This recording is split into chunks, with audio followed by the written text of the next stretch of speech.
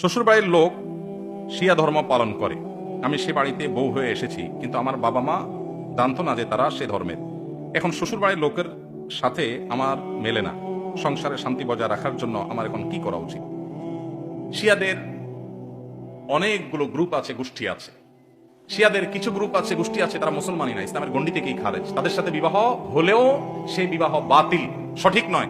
বিধায় দ্রুততার সাথে এখান থেকে সরে যেতে হবে এবং অন্যত্র বিয়ের চিন্তা করতে হবে।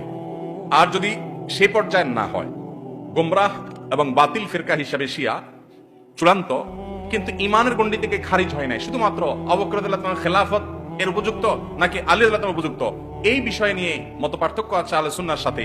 কোরআনের পারা সংখ্যা নিয়ে কোনো সন্দেহ নাই। আম্মা জান আয়েশার চরিত্রের সম্পর্কে কোরআন সার্টিফিকেট দিয়েছে, সেটা নিয়ে সন্দেহ নাই। কোর ইমান যাওয়ার মতো যে জায়গাগুলো, সেরকম কোনো জায়গা ঝামেলা নাই। যেসব শিয়াদের, এরকম শিয়াদের সাথে বিয়ে হয়, তাহলে বিয়ে বাতিল হয়েছে বলা যাবে না।